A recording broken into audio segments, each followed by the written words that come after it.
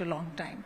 But it's very diverse where all they send us. We call it temporary duty. You don't know when you're going to be, what you're going to be deputed to do in the next day. So, right.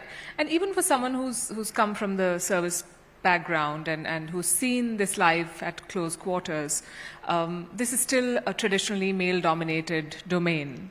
Were there moments of doubt, resistance, or questions, or did you ever feel that you could have achieved this had you not been a woman? This question, Palki, I would just like to bring to the attention of these wonderful ladies here today that the Armed Forces Medical Services started in 1952. And we have had women, running shoulder to shoulder with men ever since. We've had these very strong colleagues, who were already there, who actually paved the path for us and actually gotten over all these issues that you have mentioned. Our first Lady General was Major General Ahuja. In the year 1987, she commanded Command Hospital Lucknow with 800 beds. And then subsequently, we had our second lot of Lieutenant Generals in the year 2007. That is, Surgeon Vice Admiral Punita Arora, ma'am, and Air Marshal Padma Bandyopadhyay, ma'am. So, they just laid out the path for us. They opened the doors for us. And wherever one has faced, what you said, a little resistance, overcame it with resolve, moved on, realized maybe I wasn't chosen for this because of that, tried to go and work around that. And like one of those nicest ladies here said, I would just like to combine all what they said. I said, all these things we should take to our mind that I've got to just get better at my job, be more professionally competent and just bash on regardless. So that's what we did. And I would just say that our gentlemen colleagues in the armed forces are absolutely gentlemen. They are gentlemen. So they are very helpful.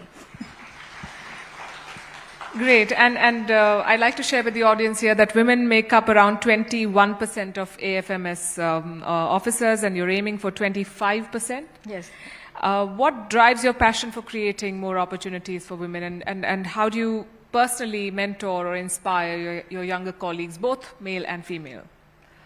We are actually, as of today, because figures keep changing, we are almost touching 23%. So I'm really happy to say that. Congratulations. And thank you so much. The need to inspire them is always there. We have programs like this to inspire ourselves. The fact is that there's so much of talent. They are also good. They're just proving to be so good that they are being selected for the job, and they're doing so well. In the last 3 years, we've had 41 ladies who've commanded units. I have 12 brigadiers with me who are also commanding units in very sensitive areas. So they're just proving themselves, and mentoring is the word you said. Mentoring is most important for each and every one of us here. We have to mentor our junior colleagues because that's what finally gets them forward. I have mentored some who are coming up so well now, and I'm so proud to see them, the way they have just bloomed, and they are doing so well. They're running shoulder to shoulder with their male colleagues. So, and the bottom line would be to open the door for them, show them the way, and ensure that when you leave, that those doors are open and they do the same for their juniors. So mentoring is very important. I'm trying to be very inclusive. Actually, the policies are very, very inclusive. They are very, very conducive to women to join the armed forces. We enjoy a lot of perks and privileges which are there for all the other government jobs. They make life easy when you are in your time, when you have children. There's a lot of comfort zones which are offered, lots of facilities which are offered.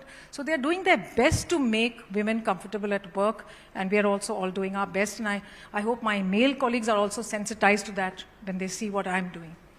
Now that you mentioned महिला शक्ति को सम्मान देता हुआ news 18 का ये खास कार्यक्रम श्री शक्ति, जिसे आप इस वक्त देख रहे हैं।